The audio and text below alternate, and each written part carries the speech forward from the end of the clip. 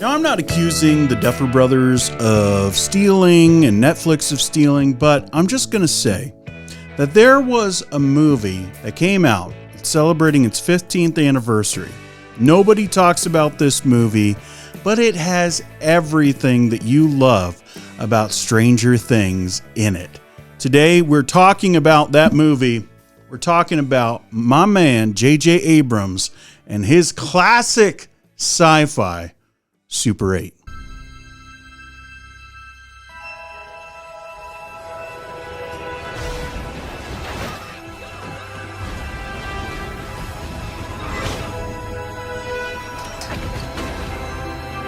Do not speak of this.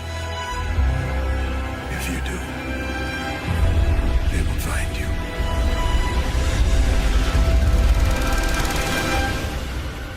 Now, if you're just checking out this podcast, you're probably thinking to yourself, one, I should maybe subscribe to this thing, maybe hit the like button. If I'm listening, I should rate and review. You're probably thinking that. But you're also probably thinking, why are we talking about Super 8? I haven't thought about that movie in years, and that's kind of my whole point. This movie, Super 8, is the most robbed movie of all time. It has been robbed of its cultural prominence. Now, part of that might be that it was a little ahead of its time. Part of it might be that not enough people saw it back in the day. I remember when I saw it in theaters with my wife, it was just the two of us in the theater, no one else. And the box office wasn't super great for it. And I just remember thinking back then, I hope this gets a chance. Like, people find this movie eventually. And I'm not sure if that's happened. Maybe someday it will. But this movie has been robbed of its cultural prominence because of Stranger Things. Because Stranger Things came out and became a phenomenon, but everything that you love about Stranger Things is in this movie. If you love a group of nerdy, kind of preteen, early teenage kids running around their small town on their bikes, figuring out a government conspiracy, that's this movie. If you love a hardened cop with a tragic past, trying to do right by these kids, but also trying to protect people from a monster, that's this movie. If you love a phenomenal young actress stepping into her scene and immediately everybody knows that she's going to have a lifelong career because she is just that good, that's this movie too. Because Super 8 has all of that and more. And I hope in time that people figure out just how good this movie is, because this movie got me. That's the whole premise of this podcast. Super 8 got me so sentimental. Sentimental for a time I've never lived in, sentimental for a place I've never been, sentimental about a story that is totally not based in reality, but I just have so much feeling when I watch this movie. I get emotional. I get intrigued. I'm just wrapped up in this story. And it's not just me. Like, my wife came home while I was watching it for this podcast as I'm recording it. And, she sat down for like 2 minutes and she was like already crying because it's that powerful. Like, this movie is just phenomenal. And all of that has to do with my man, JJ Abrams. And even as I say that, some people are like, JJ Abrams? They've already hopped off the Abrams train because of Star Wars. And if that's you, I respect it. I understand Rise of Skywalker is a trash movie. Force Awakens, I thought that there was some really cool things that could have been done, some good things that were set up, but JJ and his mystery box stuff, he kind of held too much close to the vest. So when Rian Johnson got his crack at it, he did his own thing. And whether you like that or not, I don't. But, I can respect a filmmaker having an opinion, just not about Luke Skywalker and chucking that lightsaber. But if all of that stuff kind of got you just like, I'm just not going to deal with JJ Abrams anymore, I understand. But for me, I still love this man because he gave me this movie. Regarding Henry, he wrote that. Armageddon, he wrote the screenplay. He gave us shows like Felicity and Alias. And he did something that I never thought I would ever do, like a Star Trek movie.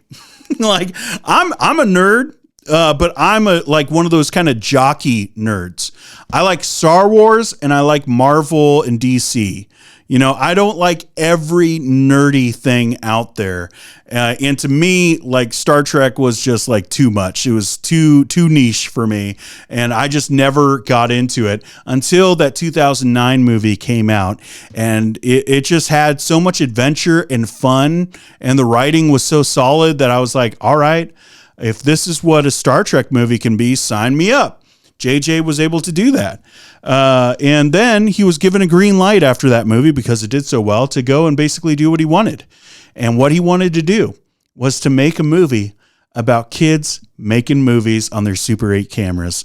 And I just love that because it's like a full circle moment. Maybe you don't know this about JJ Abrams, but JJ got his start from Steven Spielberg digitizing Spielberg's films as a kid. All those movies, like if you saw The Fabelmans, how Spielberg was making movies on his Super 8 cameras and doing all that, JJ digitized all of those for him, and that's what gave him his shot in Hollywood. From there, he became a writer and started making movies, and all of that is because of Super 8 film. And so this is a full circle moment in a lot of ways. One, it's JJ getting back to, his start, but also doing it with Steven Spielberg. And that's what I think is like beautiful about this movie so much is because of the duality of this. Yes, it's JJ Abrams' movie, maybe the most JJ Abrams movie that has ever been, simply because it's a sci-fi. There's so much mystery in this thing. It's dealing with kids, which is a constant thing. It's a fast-paced movie. And like so many lens flares, like the movie literally ends. It fades to black on a lens flare. That's how JJ Abrams this movie is. But at the same time, because it is so JJ Abrams, it's also so Steven Spielberg, because no one can do Spielberg the way Spielberg can do it, right? But there's one guy who gets close, and that's JJ Abrams. There's just something about his style of filmmaking that is so close to what Spielberg does, like his action sequences, the movement of the camera, the writing of the characters, how little dialogue there actually is, but still you understand the entire story. That's something that JJ does, but he got it from Spielberg. So them teaming up for this movie, and by that, this wasn't an Alien movie until Spielberg got involved. JJ has talked about it in interviews. He always knew that he was going to do some kind of a mystery and let it be like a summer, adventure, like a Stand By Me kind of story of like, yeah, they're making movies, but they would stumble across something, maybe like the Goonies kind of a thing. But it was Spielberg that came in and was like, you know what they're actually going to stumble across? Aliens and government conspiracies. And you know what? It completely works because they are both just incredible filmmakers. One of the things I love the most about this movie is the way that it starts. All right, this starts with a mini movie, which is something that JJ does throughout his films. You can see it in Into Darkness, which I'm not saying is a good movie, but there is a sequence with London Calling. That's Michael Giacchino's score, and we'll talk more about Giacchino in a little bit because he's a frequent collaborator of JJ's and did the score for this movie, and it's a juggernaut in this movie. But in Into Darkness, there's London Calling is the song that's playing. And as that song is playing, there's like this mini movie of a Starfleet officer who has a daughter who has some kind of a disease, and he's trying to get a cure, and he has to make a deal in order to get that cure for his daughter. It's beautiful. There's no dialogue, and it just shows you, okay, that's everything you need to know about this guy. And it's like a mini movie inside that thing. And that's the way this movie starts. It's basically a mini movie at the beginning because we have Giacchino's beautiful score, and it's just a factory. And you can see, people are working there, but they're focusing on a sign that has, the so many days without an accident kind of a thing. And they're taking down the numbers and putting up a 1. And right off the bat, it just shows you that tragedy has befallen this small community, that something just horrific has happened, and that somewhere there are people who are grieving. That is such a powerful way to start this movie. And I feel like other filmmakers, other writers, like they wouldn't be able to start it this way. It's just a beautiful transition. And basically like from that to flashing over to, Joe Lamb, this kid sitting on the swing, holding on to his mom's locket. We'll get to that in a sec. But he's holding on to the locket. He's alone and he's outside his mom's wake. It's just like this scene just tells you everything you need to know. Like without the exposition, without your mom died in an accident and I'm the father who's not going to be there for you. And this community is there and they do care about you, but you feel distant. You don't have to say that stuff. JJ doesn't have to do that with his writing. All he has to do is show you this kid outside and, the dad shows up. Where's Joe? That says everything you need to know about the dynamic of the son and the father there. By the way, Kyle Chandler, he knocks it out of the park in this movie. And because of that, I know 100% that Kyle Chandler is going to just knock it out of the park with lanterns as Hal Jordan, because he already played Hal Jordan as Deputy Jackson Lamb here in Super 8. He's the same guy. You can see it in that opening scene. He doesn't know where his son is because he's so wrapped up in his job that he just doesn't even think about his son until last minute at his mom's wake. That just shows you how much this guy just only cares about his job and he doesn't care about other people. And from what I get from the trailers, that's supposed to be Hal Jordan because he's been hardened by the job of being a Green Lantern. That's basically what's happening in this movie. And so when we have Louis Daynard, this guy who I think is maybe the most underrated character in this movie, maybe my favorite character. Because we don't know a lot about him. You assume that maybe he's like a drunk or like he's a town pariah, but all it really says about him through this movie is that he's a single dad who gets sad. Like he's just going through a hard time. The wife left him. And he's trying to do right by his family, but he has issues and, he's partially responsible for whatever happened to Joe's mom. And so as soon as the deputy sees him, hauls him into the car, which is, police brutality. Like there's no reason to arrest him. He was just showing up at a wake trying to pay his respects. But he gets thrown in the car and deputy, he looks over at his son and he just goes, I'll be back later. And that's it. Flash forward 4 months. So right off the bat, that's super depressing.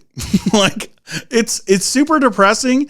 You see that Joe has nobody and he's holding on to that locket, which is, one of the items. I talked about this in the Odyssey. Christopher Nolan does this and JJ does it too, where they have an item and that kind of shows the heartbeat of the movie, like the progression of the character, the emotion that they're feeling at the time. You could think about it in the Odyssey. It was the bow and also maybe Athena's statue in that he had on him all the time, that Odysseus had on him. You could think about the spinning top in Inception. But here in JJ's movie, it is that locket. It shows that this kid is just nervous, he's scared, and he's got nobody. The one person who really understood him is now gone. He's been wronged. He's been wronged by life, and he is holding on to that locket, and it's holding him back from grieving and letting go. And he's stuck. This kid is stuck in his grief without anyone there that really knows him. And I just think it's beautiful. And all of that is without any exposition about it. It's just through imagery. And that's something that JJ has in spades. He's able to just communicate all of that with almost nothing. And I just love that about him. But when we flash forward, we're 4 months later. And instead of it being the most depressing thing like the beginning, now it's the most exciting day a kid can think about. Last day of school. Like the bells ring and these kids are running for the hills out of the school because, now it's summertime, baby. They get to do whatever they want. And I just love that this movie goes from like that kind of sadness to this level of joy. And then the rest of the movie really is joyful.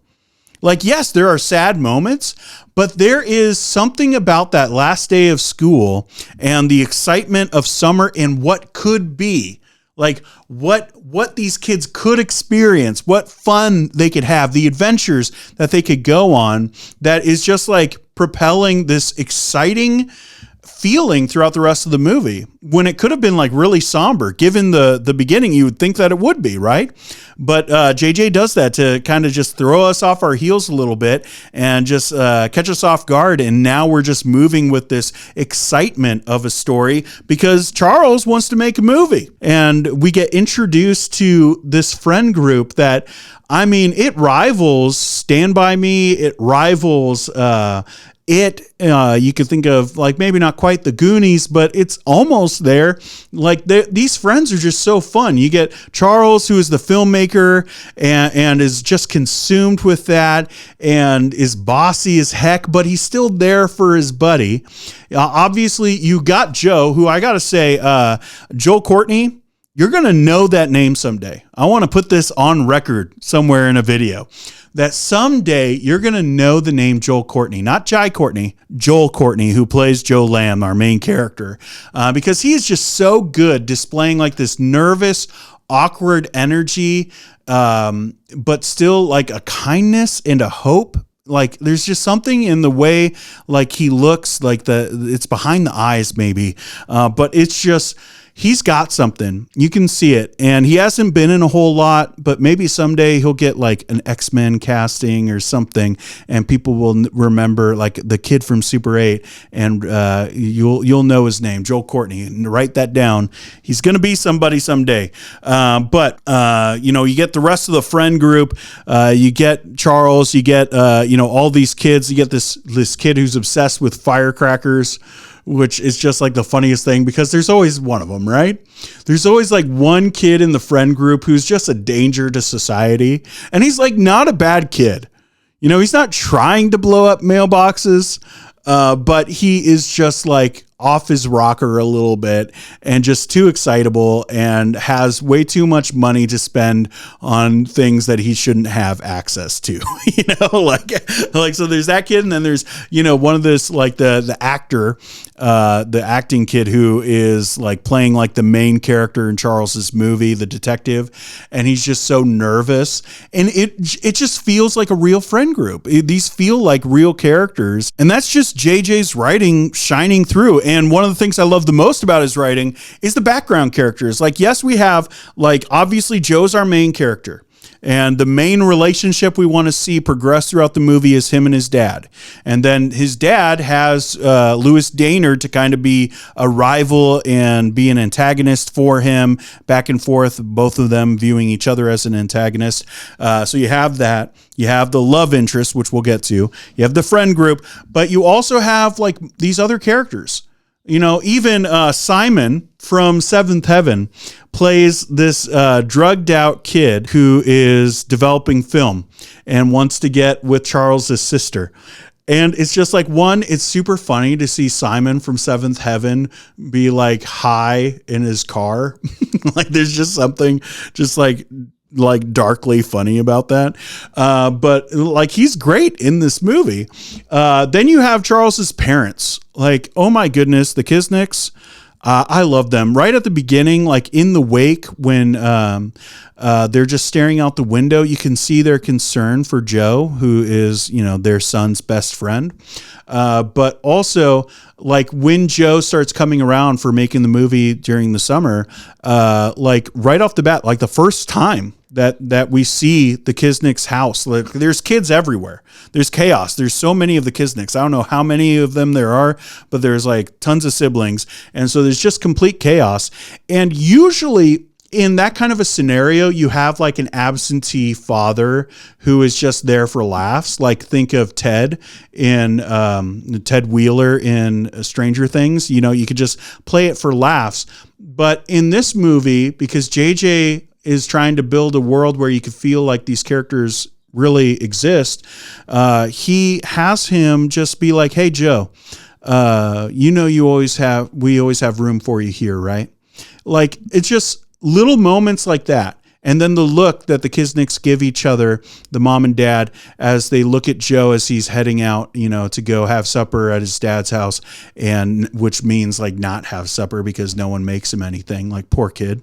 But he has people who care about him. We all know those parents, right? Like the parents who went a little above and beyond to just show you care as a friend to their kid. But the last addition to like the friend group and them making this movie is they came up with a new character. And I love the way even that they talk about this. I came up with a new character for the detective. He needs a wife to kind of develop the whole character and the story. And so they wrote this new character and they needed someone to play her.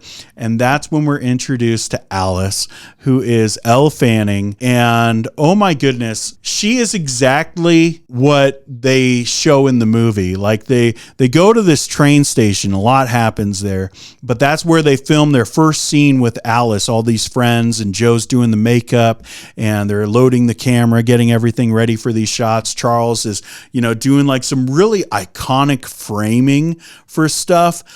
Just like the way he like comes into frame. It feels exactly like an Indiana Jones movie. Spielberg does this in other movies too, but in Indiana Jones, there's constantly like people coming right into the center of the frame. Charles does that as like this, you know, trying to get the lighting and everything right and how he's going to make everything look. And so Elle Fanning plays Alice, and it's her first scene as the detective's wife in their little movie about zombies. And she starts to perform. And it's one of my favorite scenes because like everyone there knows that they're seeing something incredible. Like Alice has got it. Like they're all having fun making a movie, but like she's making a movie. And in the audience, I remember sitting there and being like, yeah, like these kids are feeling it. They're in the movie in this make-believe world, but in the real world, I'm sitting in the audience and being like, oh my goodness, this girl has it. And, you know, I knew that it was Dakota Fanning's sister, so you're kind of suspecting that she would have it because Dakota is so good. Man on Fire, she's awesome. And she does have a little cameo, by the way. She is there when they're having that little meeting, that town hall meeting. She is one of the assistants there, which is kind of fun. But when we saw Elle Fanning act in that scene and everyone's jaw drops, that was me too in the theater. And I think all of us watching this movie, because you could just see it. Elle had it all the way back then. She was always going to be an actress that was going to be Oscar nominated and become a name that isn't just attached to her sister. She is not Dakota Fanning's sister. At this point, I would say that like Dakota is Elle Fanning's sister. Like that's how good Elle Fanning has gotten. I would say she's the superior actress, which is kind of crazy because Dakota is really good. The two of them have to do like a legit movie together. But I just love that train scene because like everyone's jaws dropping, like even like the kid who goes over and he's like on the phone. He's going to a payphone trying to make it feel like there's more going on in this scene.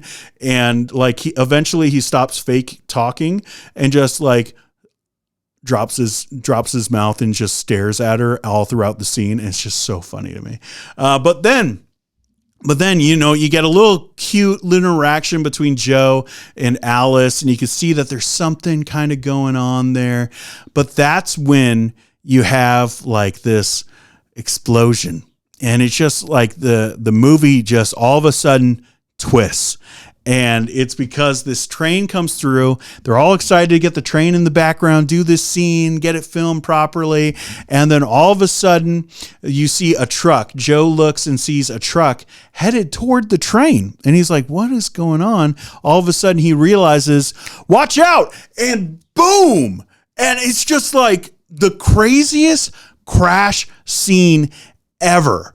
And I just like every time I see that scene, it's just incredible. One, because Alice and her acting there, Elle Fanning is fantastic, but also because there's just so much crazy explosions and like the sequence, it's like so cartoonish in a way, just how much crap happens, how many explosions there are, but the kids just start running and it's like, how are they gonna make it? Like, it's like a maze of explosions and it's one of the coolest action sequences out there, but no one talks about it and it's just it's so good. But there's one thing that I do have a problem that I have with it, because there's all these explosions, kids running for their lives, but then they get back in the car and the car is fine. like there is like the train station was completely destroyed because a train car literally went through it and the car is parked right there and the car is just fine. So like, don't worry about it. Not a scratch. No one's going to be asking any questions. There's just like this huge explosion and it's just fine, which is like, yeah, it's a nitpick, but, and they have to get away because the government comes and that's when we're introduced that there's something much darker going on because they go and they find the truck that ran into the train. And it's their teacher, their science teacher, Dr. Woodard. And he tells them, you got to be careful. Don't tell anyone about this. No one can know that you're here or they will kill you and they will kill your parents. And it's like so serious and scary. And he like even like pulls a gun and has it like he had it in he's not threatening them, but he just has it in his hand and they all freak out and they're like, this is the scariest thing to ever happen. And I just love it because it feels like, almost like a pirate story, like that you just got like told that there's a secret treasure from like a really dangerous person who's dying. And it's just incredible. Like, I just love the kids' reaction to that, but also just how serious it gets. And then you get introduced to, Truman's best friend, Noah Emmerich, who plays Truman's best friend in the Truman Show. He's here as this military guy who's super shady. And they immediately start going like, okay, what do those kids know? We're going to have to figure that out. But there obviously is something in these trains that they don't want anybody else to know about. And that sets this trajectory for the rest of the movie. That like from then on out, like, yeah, the movie stuff is happening. There's the coming of age story, a beautiful little kid romance between Alice and Joe. And there's definitely some like father-son stuff going on with Joe and his dad, and between Louis Daynard and Alice. That's happening because Alice is Louis's daughter. And so you get like kind of like this Romeo Juliet thing throughout the movie. But from then, like that explosion and the train and everything, it's just a thrill ride. Like, it's just basically a chase. The government conspiracy stuff starts happening. The government starts coming into the town. Strange things start happening. Like, one of my favorite things, there are engines that are getting taken. The sheriff goes missing. Obviously, there's a monster on the loose taking all of this stuff. And no one has seen it. No one knows what the monster is. We later find out it's an alien that's been held captive and experimented on. And Dr. Woodard was one of the people that helped it get out or whatever. And Deputy Lamb, played by Kyle Chandler, is trying to figure out all of this stuff at the expense of his kid and really just focusing on his responsibility to be the leader for the town and protect people and try to figure out why is the government getting so involved here. But one of the things I love the most is like someone shows him a map because the dogs have gone missing and they've have all these red dots on this map of where they're finding the dogs, where people are calling them and telling them, hey, I found your dog. And it's a big hole, and at the center of it is their town. So it's like all of the dogs are running away because they're scared. And that to me is like an M. Night Shyamalan kind of scary thing. to happen in it. And I just like, it's a small part of what's happening in the bigger picture, but it's stuff like that attention to detail and just adding like some creepy vibes in that I think really makes this story work. So as these strange things happen, you have, people getting taken. Alice eventually gets taken because she's having a fight with her dad, because the dad doesn't want her to be around Joe, because of everything that happened with Joe's mom, and because of what the deputy would do to him. And so they get into a fight, and then she gets taken. And it comes to a point where the government tries to get rid of Deputy Lamb, can't do it. He figures a way out, but they're trying to burn down the town. They want to have people evacuate so they can find and search for this monster, the alien. And so as like the alarms start raging, like the kids are more concerned about Alice than their own safety. I just love that about, little kids and their friends. They're just going to do anything for their friends. Adults, we're like, kind of like, we weigh it out, right? We're just like, does the danger, make sense? Because like, they're not my best friend, like that kind of a thing. But kids, they're just like, no, that's my friend, and we're going to go get him. And so they make a deal with Simon from Seventh Heaven to go drive him into town, and they go start looking for her as the town is, having all these alarms go off, and because the government has set a fire to basically be able to search for the alien and kill it. And it's just so cool because you're having like this fast-paced adventure where they're looking for her and explosions are happening all over. Tanks are just walking through this small town. It's just really awesome to see. And, it's not cool because kids are being put in danger, but, there's a reason why Stranger Things works, right? Eventually, they wind up going down into the tunnel. And it's in the tunnel that I just love it so much. I love Joe in this movie all across the board, the kindness and hope that he has, even though he's been through the worst of it. He's been wronged. And this is really like the whole story of this movie. There's just all these people who have been wronged. And it's like, are you just going to let that consume you, or are you going to forgive? You have a right to be angry. You have a right to be upset. But are you just going to let that define you? Or are you going to forgive, turn the other cheek, essentially, and move forward? And you see that for everybody. Like Joe has been wronged. His mom was taken from him. He's been wronged by his dad. His dad wasn't there for him. The dad was wronged. An accident happened and took his wife away from him. Lewis has been wronged. His wife left him to be a single dad. Alice has been wronged. Like all these people have been wronged. The alien has been wronged, experimented on, imprisoned, all of that. And it culminates in this moment where Joe rescues Alice, and there's all these people in this tunnel, and the alien is building its spaceship. It's very much, E.T. at the end, going home kind of deal. But the alien is still super aggressive. And that's one thing that I'll probably never fully understand about this movie, because Dr. Woodard made it seem like the alien was like benevolent, and it's not. Like it's still like killing people, eating people, I think, and very vengeful. But there's a moment where they're kind of trapped by the alien, and all of a sudden, everyone else is screaming. The sheriff's been taken. There's no hope. But Joe just sits there, and he's just like, you know what? Go. You don't even want to be here.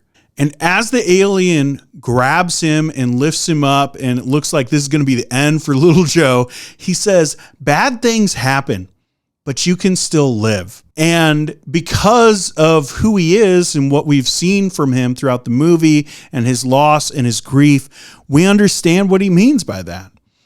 That you've been wronged, but you can still live. Like you can still have a life. This doesn't have to be the end for you.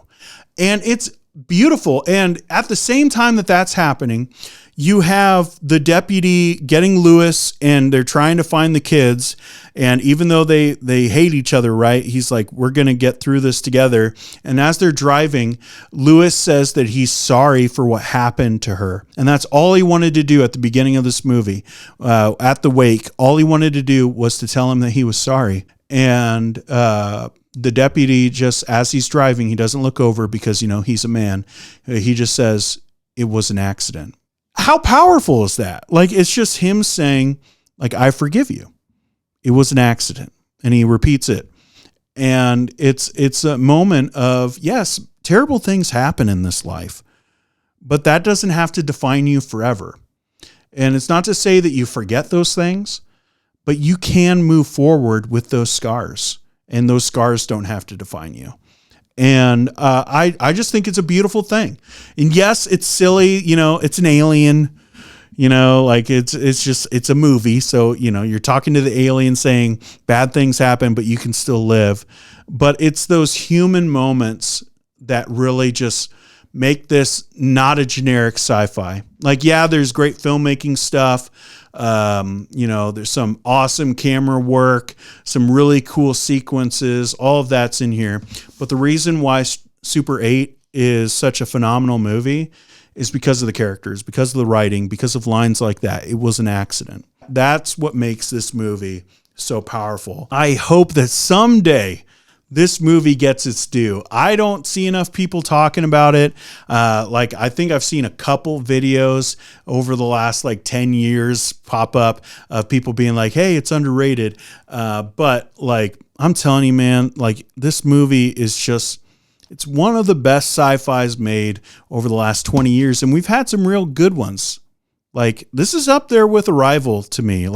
Maybe not the same as far as filmmaking goes, but as far as character work, heck yeah, Super 8. And who knows, maybe next week when The End of Oak Street comes out, we'll be saying similar things to Super 8. I really hope so. I hope that Bad Robot can get on the right track.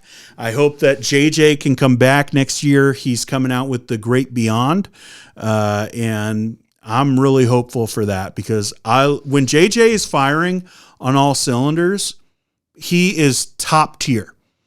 And that is definitely happening in this movie. So let me know what you think about this down in the comments section. If you're watching, hit the like and subscribe button. If you're listening to the podcast, rate and review. Every week I'm going to try to put out, for the newest movie this week, because of Spider-Man Brand New Day, there isn't a new movie coming out. So I thought it'd be fun to go back and, watch a movie that I love. Plus, I'm recording on my birthday, and, it's my birthday. I get to talk about whatever movie I want to watch. So I hope that you enjoyed it, and I will see you in the next one.